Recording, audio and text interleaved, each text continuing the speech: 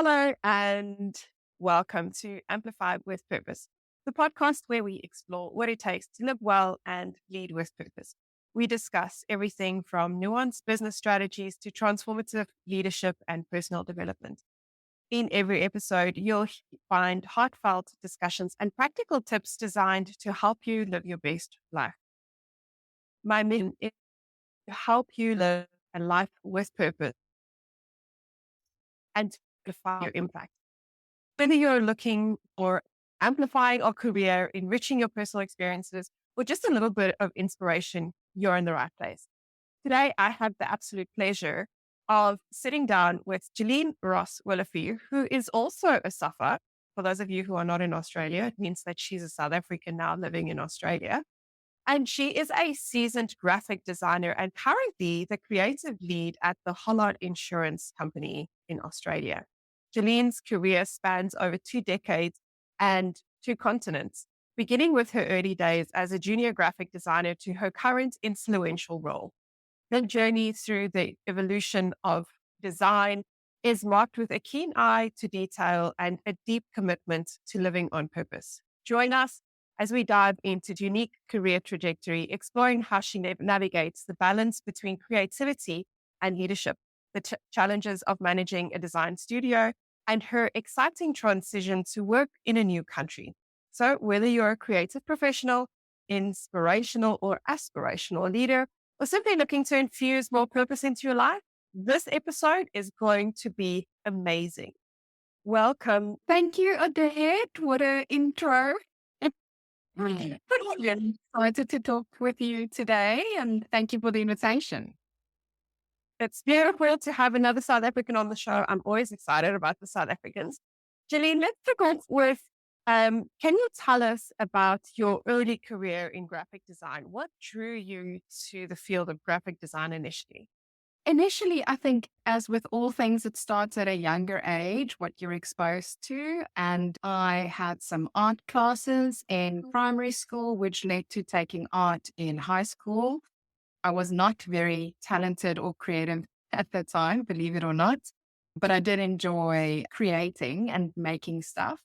So I think we would call it standard 6 and 7, which is years 7 and 8 in Australian terms, is where I started taking it in high school, wasn't really good at it, and then decided to kind of expose myself to better talent. So I went purposefully and sat next to the best art student in the class and just paid attention to how they drew and like some of the techniques that they used. And it worked. At standard 8, my marks got better and I was actually awarded the best art student in my grade in, year 10.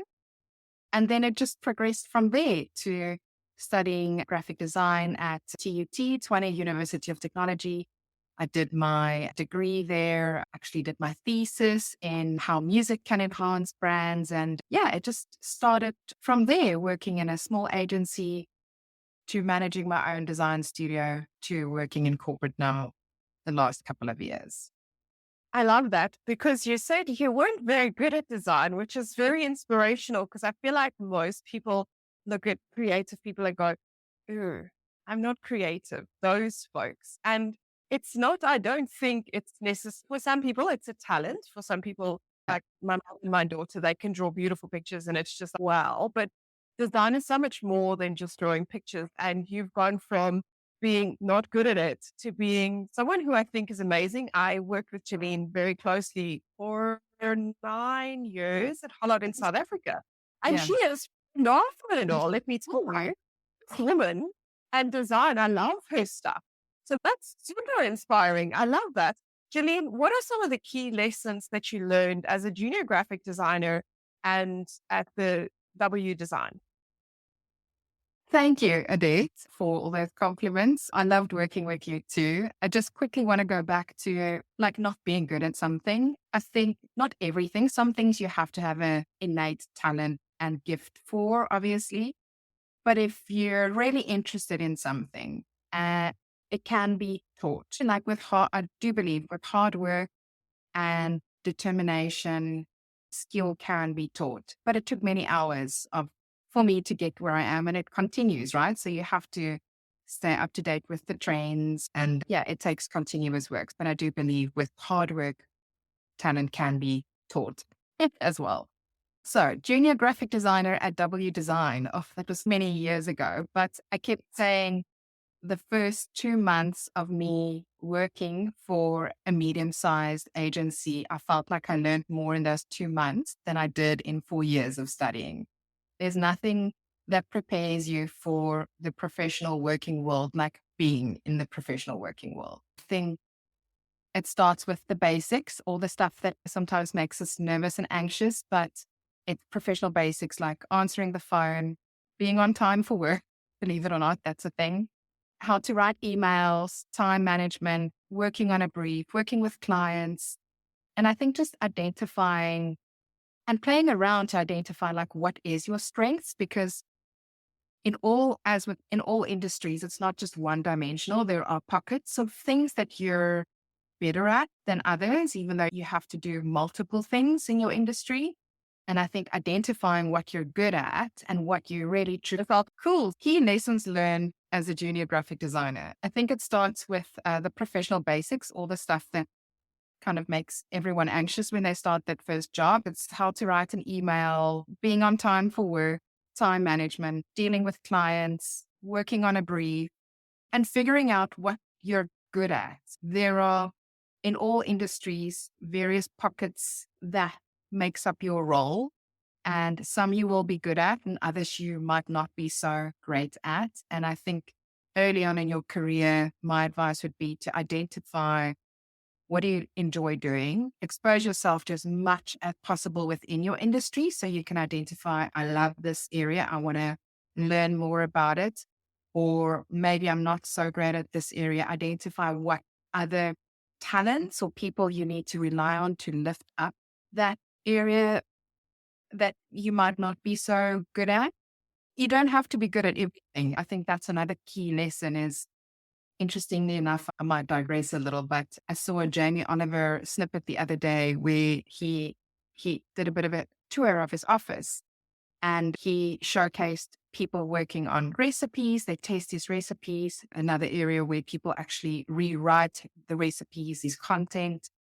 And interestingly, what I learned there is he said he's surrounded himself with people that's better at stuff than you are. Got finance people, he's got people that can write, he's got a creative team that can put it together and make it look beautiful. He can just focus on cooking and making great recipes and sharing that with the world. But he needs a whole team to share it with the world. Yeah. And he's actually, as a person, dyslexic, really struggled at school to read and write. And those things can make us feel insecure about ourselves and, oh, I'll never be anything, amount to anything in life because what can you do without reading and writing? But he surrounded himself with people that can do that for him. And actually, even though he's not a great reader, he loves books and he built his career on sharing recipe books with the world, which I think is such a beautiful lesson. So you don't have to be great at everything. Find out what you're good at, work on it, and expose yourself to as much as possible, I think. Yeah. I think that's excellent advice. I wish somebody had told me that when I first started in my career, because it takes the pressure off.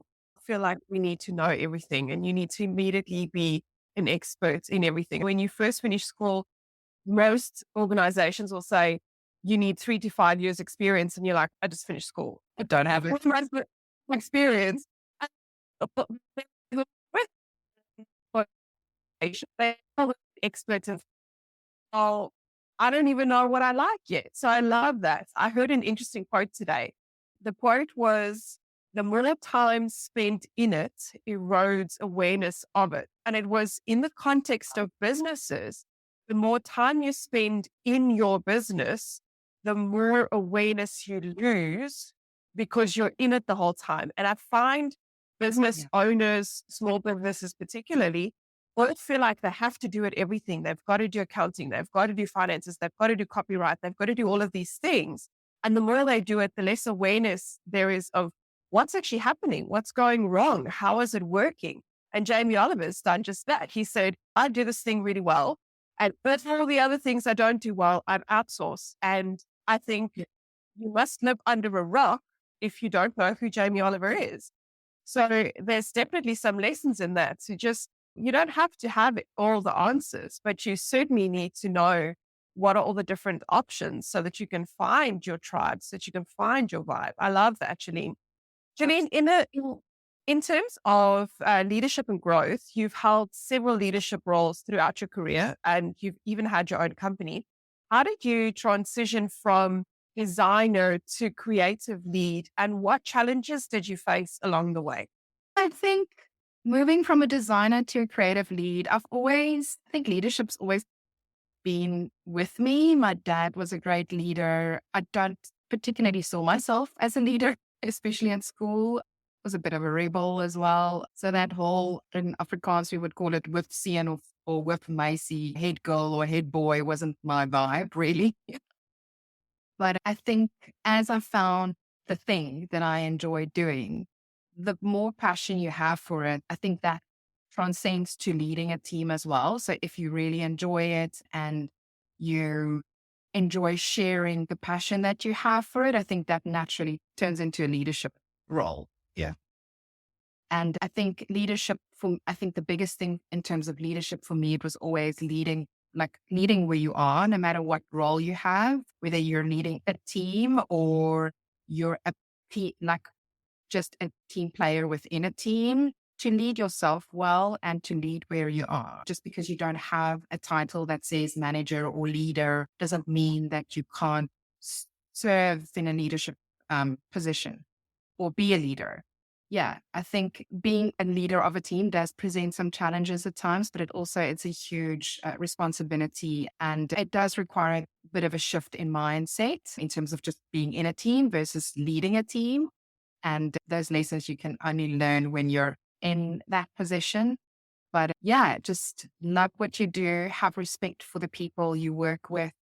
And if you lead from that position, I think you can only do well. I love that. I love that you see leadership as something that you are as opposed to a title that you have, because it's a common misconception. While leadership has become one of those buzzwords and there's lots of conversations around it, there's lots of leadership books on the topic, but still there are many people who think leadership is something that you're born to be a leader, which isn't true. It's actually your character that determines whether or not you're a leader. And B, it's not the title. Just having the title does not actually make you a leader. You could be the CEO and still not lead anybody because your team is not willing to follow you. And I think that's a very important point that you've made, that it's about how you show up and leading yourself well. I love that. You're not even a leadership expert, and we talk about leadership on the show all the time. And you're just saying all the right things. I promise I didn't script her. I didn't tell her what to say. This is all stuff that's coming up when you have cool conversations with cool people. So, Jillian, in terms of the creative lead perspectives, there's obviously two very different roles within that. The one is project management, and the other one is being a creative lead. And those are different spheres with different skill sets. How do you balance creativity with responsibilities of managing the team and the project? So I think that's a really hard thing to learn initially when you start out in the industry as a creative. You come into the industry as a artsy student, maybe a little bit all over the place in your head. Art students always have this reputation of being a bit airheaded, not, I would say, task focused and deliverable focused. And I think being a corporate now for about 12 years has really taught me those lessons. Obviously, I had to learn that pretty early on. If you manage your own business, time management is crucial.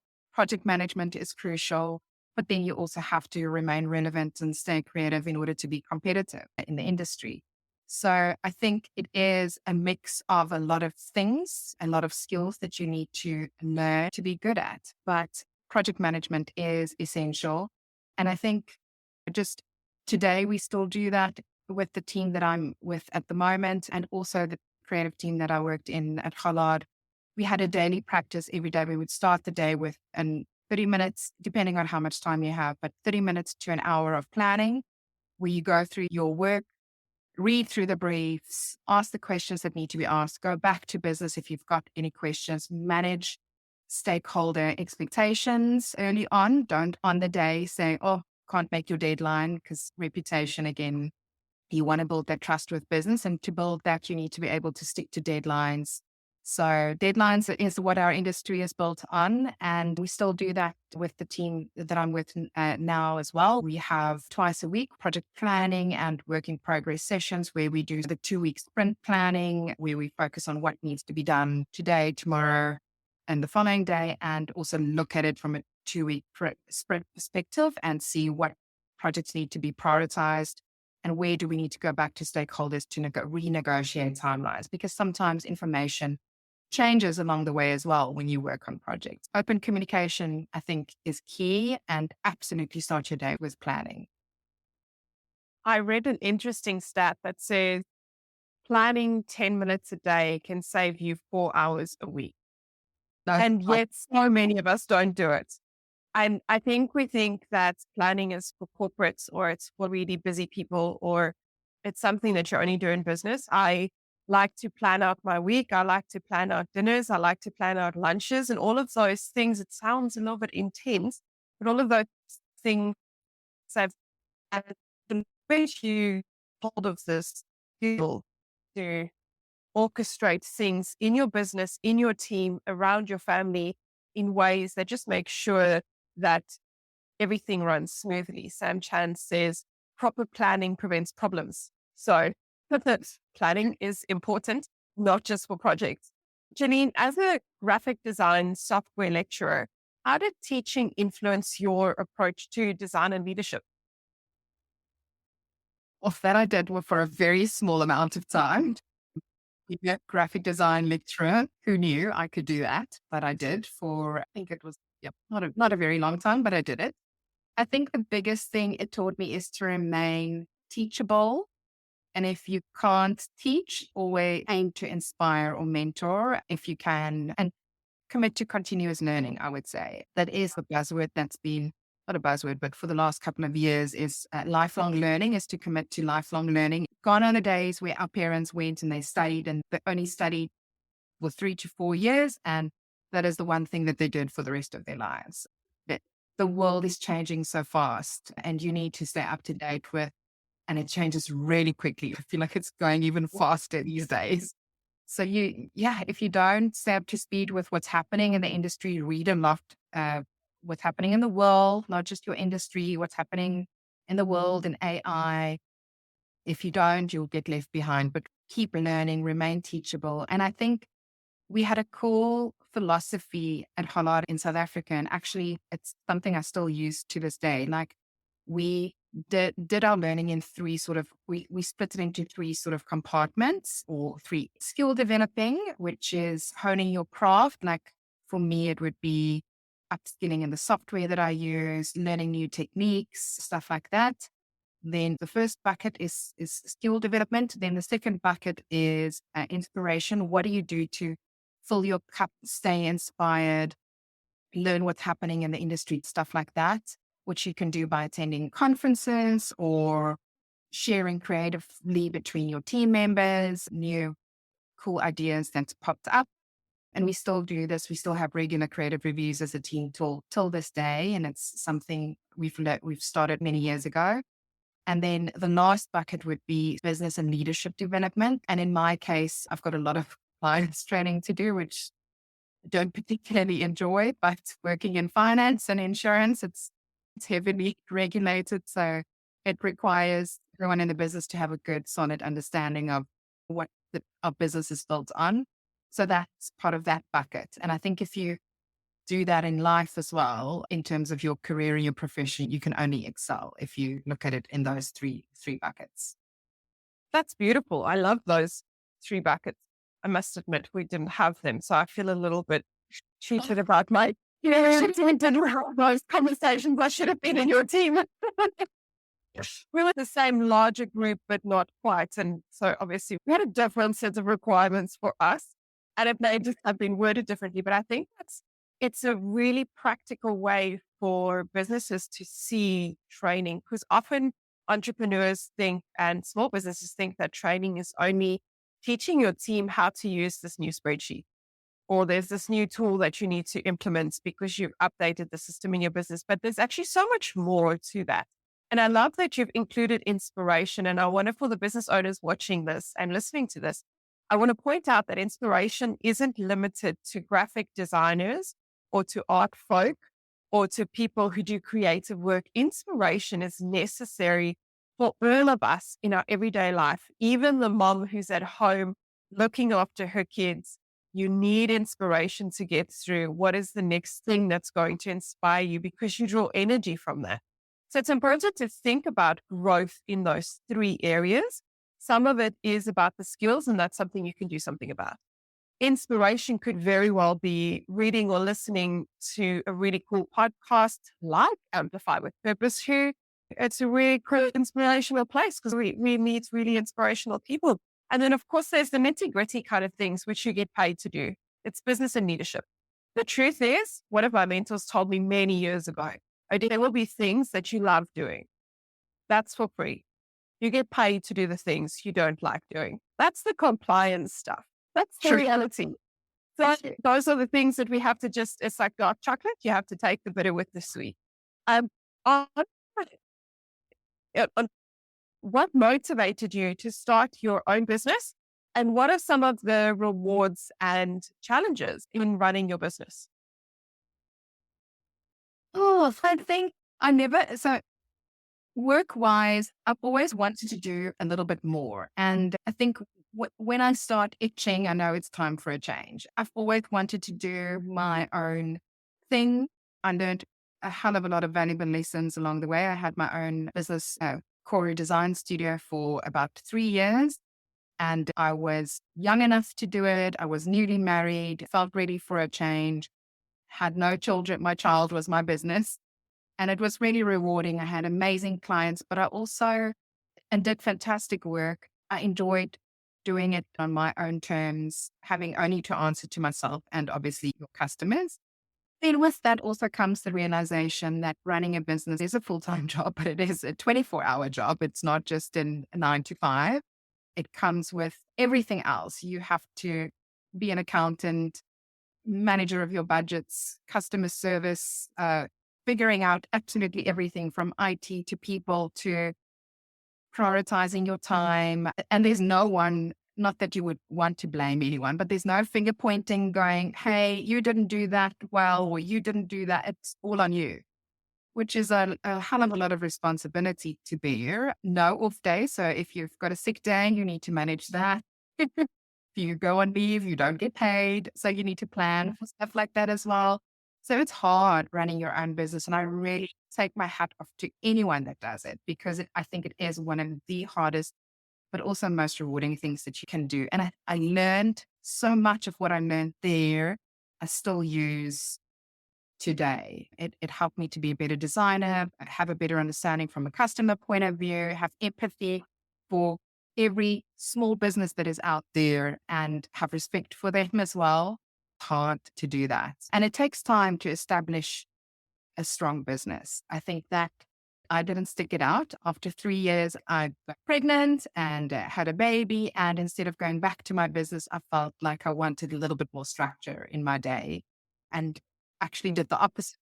Some people staying at home with their baby. I went into corporate 3 months after having a baby. Don't regret 1 second of it because every step was a learning. So, yeah. And what are some of the common mistakes that you see businesses make in design, and what sort of advice could you give them from a design perspective? I think from a business perspective, I would say having an authentic identity. Let's face it, like these days, people don't buy products, they buy brands. And I think to have a clear and authentic identity and to commit to letting that out in every single channel and every interaction that you have, whether that is online, how you write your emails, social, just even how you put together a quote or a spreadsheet or a proposal to shareholders, all those interactions, you need to let your authentic business personality come through. And the only way for it to be authentic is for it to be real and for it to be you. So don't make up something that isn't you. Do you know what I mean? Like we all, like you do so much market research and go, oh, this is the bucket that no one looks like that. No one sounds like that. But is that you? I think if it's fake, if it's not real, if it doesn't really reflect core values that your character and your business is built on, then people can smell through it very quickly. And you have to have that distinctive identity written down, live it, act it, show it, and have it come to life visually also. It needs to be professionally done by a designer. Or Canva. I know it's a real thing. Canva's great. I work on it as well. That's part of my business. But do it well. You're back. You were saying they need to have professionally done designs. And I couldn't agree more. Yes, even Canva is professionally done. It does help to get some tips on design and to create some standardization. Normally when I say standardization, business owners cringe and curl up in a ball and it's I'm swearing at them. But the reality is, like Jillian said, people buy from people. And if you seem confused about who you are, they can't buy from you. That's the reality. So if you show up today with a bright pink logo and tomorrow your logo is bright green, they're not sure if it's the same place. And that makes it really hard to connect with you. Something interesting that you've said is that you've got to show up authentically because you've got this bucket who you think nobody services, but that's also not you. And the reason why that is important is because we attract who we are, not what we deserve and not what we want. So if you are plain Jane and you're comfortable in your jeans and tackies and you have some sort of service-based business, you can't now change to Louis Vuitton 5 heels that are stilettos and think you're going to authentically attract those people because you won't. It's just not who you are. And like Jillian says, people smell through that very quickly. As a human race, we've become really good at sussing out fakes. And if it smells like it could be a fake, we just go, nope, not for us. So I'd love to transition this conversation to something that potentially might be a little bit more sensitive, and that's your move to Australia. And the reason I say it could be sensitive is because Jillian is actually fresh off the boat. You've been here 6 months, maybe. Feels like it's Feels like 3. Fresh off the boat. Being here for 3 months, what inspired your family to move to Australia, and how is working in a different country influenced your approach to design and leadership? Yeah, so in 3 months, it's been real. On the 9th of September, we landed 9th of June. So it's 3 months. And yeah, I think we've achieved a lot. I hope you didn't lose me there. Just let me know if you did. You've achieved. Okay. So a number of things inspired our move, and it was actually a combination of all of them. We, as a family, identified, I think back in 2020 around COVID, that we wanted to explore other options other than South Africa. I wanted to explore immigration, and we looked at New Zealand, and Isle of Man was another one that we looked at. Yet we had family in Australia. So my sister was in Australia and brother-in-law as well. But we never actually looked at Australia. And then had a number of conversations. As you put it out there, the universe almost responds with like-minded people giving advice. I think, Odette, it was a similar time that you guys also moved over to Australia. So you start chatting with people, and one of the people that I started talking with was a previous colleague also of ours that also worked at Hollard South Africa. She made the move over to Australia and actually started working for Hollard, and she just kept saying, we need someone like you in our team. We need someone like you in our team. And I was like, oh, really? I would love to. So it was a very innocent conversation, which led to serious conversations and me putting it out there that I really wanted to explore Australia as an opportunity and working with Hollard.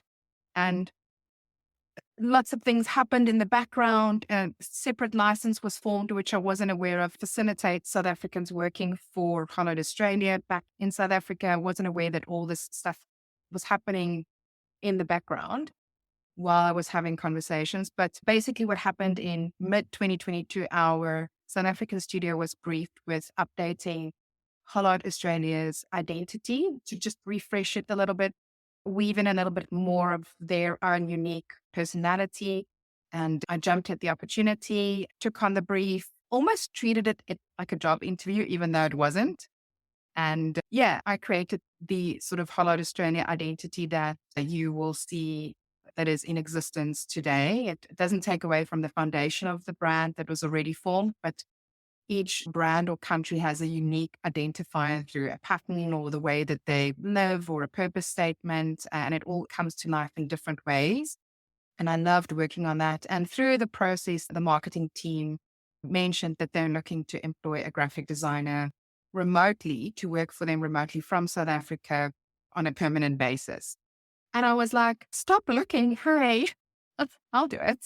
Yeah. So I just put my hand up and mentioned that I would love to apply if there's a need in their organization. And yeah, it just conversations happened and I signed a contract and started working for Holland Australia from South Africa back in March 2023, all while this other HR stuff was happening in the background, which I was never aware of. So it's almost if you put something out there, it gets provided without you even knowing what's happening in the back end. And yeah, worked with the team about a year. However, as a family, we started the immigration process at the start of 2023. So we put in our visa applications. Odette, it was actually your recommendation also. We used an amazing immigration agent, which we wouldn't never have been able to without that company. We were very tight time frame in terms of our age as well. So we had to move quickly and we couldn't make any mistakes.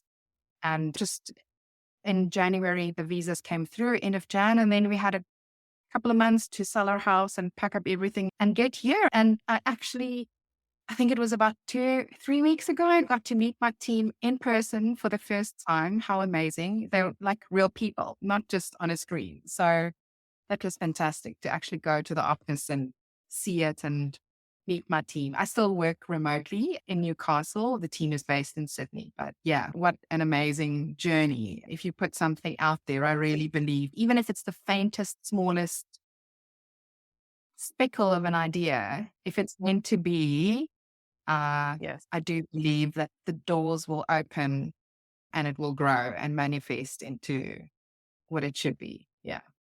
absolutely. So, what do you think or feel or believe are the biggest cultural differences and professional differences between Australia and South Africa? And how have you navigated those? Hmm. It's a tricky one because I'm still quite fresh, but I have to online working culture. I have to say, I think in South Africa, the pace is very fast, the work pace, especially in corporate, long hours. It's intense and very competitive and not much work-life balance. I think it might depend on your role and the industry that you're in as well. But I think that for me is the biggest thing. And then whereas in Australia, I think there's a stronger focus on better work-life balance, more flexible work options, flexible hours. It's a big thing at Hollard, actually, to work flexibly, to prioritize your mental health and your family and your well-being and cultural inclusion as well. I think those are main things. I think also in South Africa, especially in corporate, it's quite there's a lot of importance placed on hierarchy and roles, titles, whereas in Australia, it's quite collaborative. It's not whether you're a doctor or a tradesman, people have respect for all professions. Yes. It's not so classy, I would say, in the work environment. I don't know if classy is the right word, but well, Afrikaans is coming through. But yeah, and I think in Australia also there's a lot more focus on diversity and inclusion from a culture perspective and the gender perspective. Whereas in South Africa, I think it's more, given the history of South Africa, more of a previously disadvantaged focus transformation in that area. I think those are the biggest differences that I've spotted. And what is next for Geline? And I appreciate that you've been here 3 months and you're like, oh, can you just give me a moment? So when Geline has settled and you are firmly planted in Australia as a citizen 5 years from now, what does your career future aspect look like? Oh, that's a big one. And very hard to answer. I think I just want to be a little bit more exposed to Australia and how they, how Australia as a country and the people do things. I want to be able to add value and contribute. And yeah, I can't really tell you exactly where I want to be in 5 years career wise. All I know is that I will always need to remain fulfilled creatively from a leadership perspective. And also you grow with your family as well. I think that's a big thing. At that age, I think one of my children will be out of the house already. So what will I do with my time? Another one will still be in school. So who knows? I actually can't say, but yeah, just want to keep growing, keep learning, and keep exposing myself to the amazing opportunities that this country has to offer. And how do you incorporate the concept of living with purpose in your daily life and career? Oh, that's a hard one. I think it's something I struggle with the most, I would say, because I think imposter syndrome is real and I don't often like drawing attention to myself. But living with purpose, I think you have to be intentional about what you do and what you want the outcome to be. So yeah, I think if it really like relating to amplify, to amplify is to be greater or be bigger or even to be louder. And sometimes it's easier to make ourselves smaller, it's easier to blend in instead of to stand out. And it's something that I definitely struggle with. I'll keep it small and keep it to my people. We didn't come here to just blend in and to play it small and to play it safe. We came here to maybe do things a little afraid and try new things. And I think to live purposefully, you have to be intentional about what you do and action it. So write it down and actually do it, which is then don't play it small, just do it. Beautiful. I love that. And what practices or routines help you stay inspired and focused on your personal and professional goals? I think being mindful of where my head and my body is at, I have to move. That's something that I've identified as being important for me to not lose all my marbles and to have clarity of my mind and to be more focused at work and be happier in my home and with my family and with myself. So movement is important. And by movement, I'm saying even just going for a walk as a newbie in the country and with the complete disruption of routine in the last 3 months being left to the wayside a little bit. I've tried to incorporate more walks in the last week or so, but I think that is important. And so self-care, if I could sum it up as something, self-care. We actually, as a team, as a creative team, did a calendar one year, which was about self-care. It was after COVID. And it was an idea from my previous colleague. And it came from put the oxygen mask on yourself first. It came from that simple rule on an airplane. But it's true. If you don't take care of yourself first, make sure you get enough sleep, good nutrition, move, paint your toes when you do what you need to be okay, then yeah, I think that is my biggest sort of take on that. What is the idea of amplifying your impact mean to you, and how have you applied it in your career and your personal life? I think to just find out what that thing is. What is your passion? I believe everyone's got a unique gift. And hopefully you discover that in your life, because if you don't, then it's sad. So try and find out what that is but we all have a unique gift, and find out what your thing is, what your passion is. What are you good at? What's that unique gift that you can offer to the world personally and professionally? And how can you add value through that? I think that for me would be how you amplify your impact in your personal and professional life. That is beautiful. I couldn't have said it better myself. That is phenomenal. Any final thoughts or advice to our listeners or viewers on how to live and lead with purpose? Well, I've got a couple actually, but I would say start with the basics, get the basics right, be on time, communicate well, show up like you care, dress the part. It's important. Be nice. Don't be afraid to ask. 'Cause everything you touch says something about your character and your personal brand. Lead where you are. Oh, this is a good one that I've heard. Life is short, but careers are long. So change is good. Go for it. And another last one, always be prepared, be present, and pray. Oh, I love that. You had me at pray. That is absolutely beautiful. I love that you've incorporated design into every part of your life and you see it an ecosystem as opposed to just like this tiny little box that needs to be checked.